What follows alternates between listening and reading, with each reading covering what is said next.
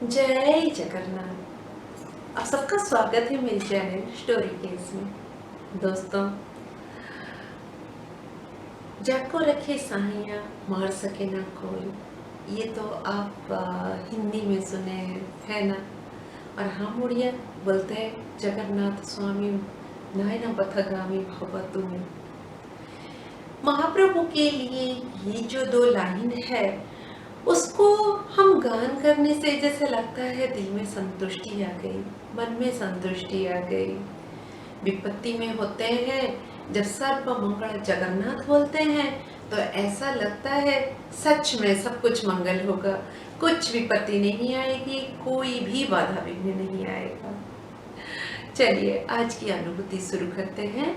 और आज की जो अनुभूति है उसको मैंने लिया है अचिंतनीय श्री जगन्नाथ किताब से, जिसको संपादन किए हैं पीतावास राउतराय जी।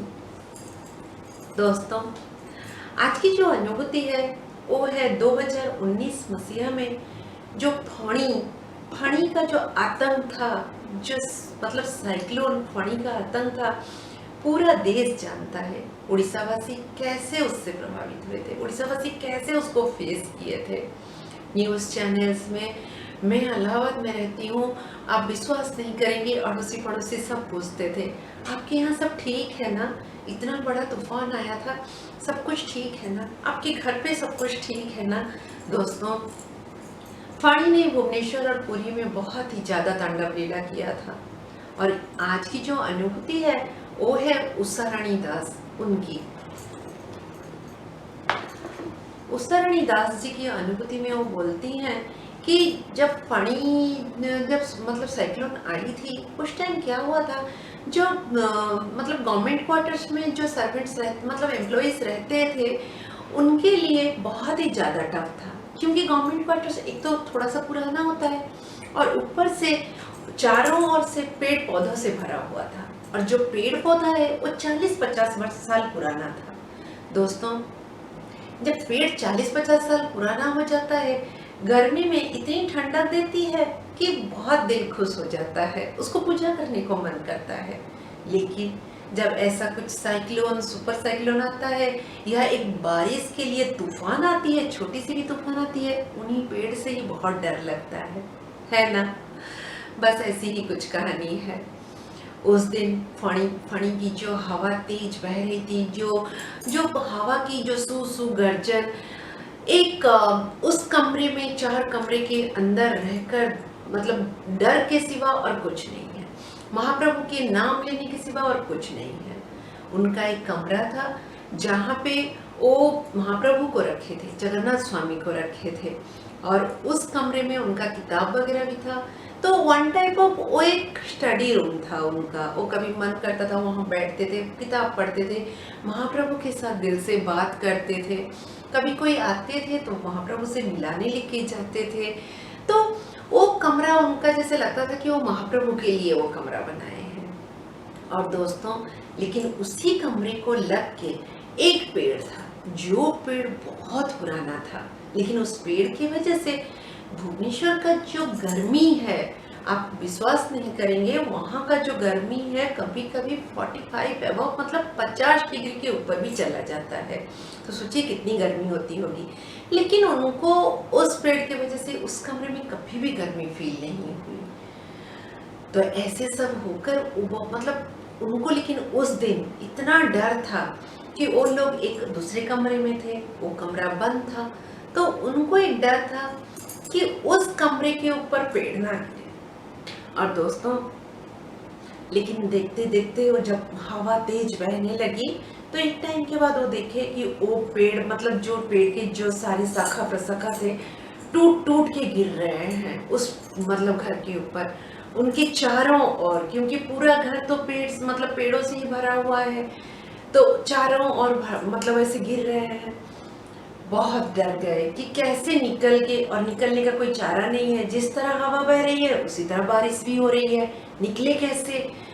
ऐसे सब होकर दोस्तों वो फिर सोचती हैं कि मैं मतलब निकल के तो जा नहीं पाऊंगी, बस यहीं पे बैठ के मेरे महाप्रभु किस हालत में होंगे उन्हीं के लिए वो सोच रही थी।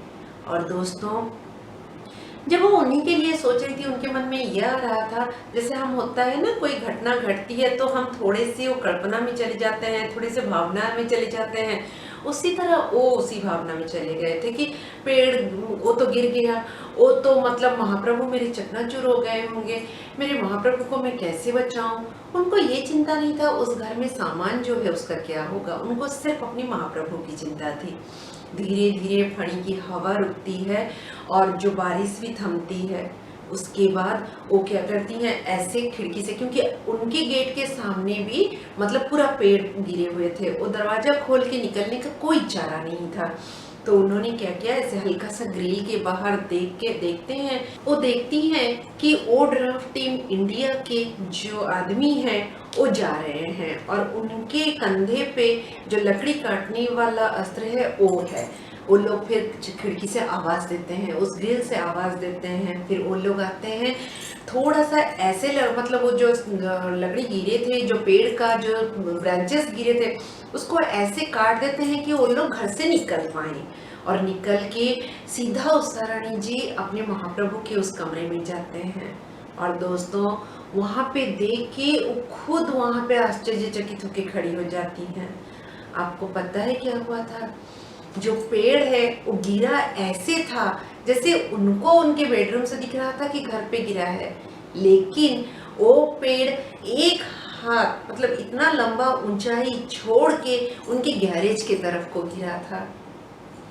और महाप्रभु का जो कमरा था वो पूरा सुरक्षित था, कुछ नहीं हुआ था, ना वो कमरा टूटा था, ना महाप्रभु कुछ हुए थे। 2004 से लेकर 2006 तक वो पुरी में कार्यरत थे। तो वहाँ पे उनको उनकी एक ऑफिस की कलीग वो महाप्रभु की वो जो दारू प्रतिमा थी उनको भेंट की थी। तो 2006 से वो अपने उनके पास ही हैं, उनके साथ उनका एक अलग सा रिश्ता था, जैसे एक माँ का अपने बच्चे के साथ होता है। उनके साथ जाना, उस कमरे में देखना कि महाप्रभु क्या कर रहे हैं, कैसे बैठे हैं, अकेले तो नहीं पड़ गए, ऐसे सब मतलब इस तरह की फीलिंग्स थी।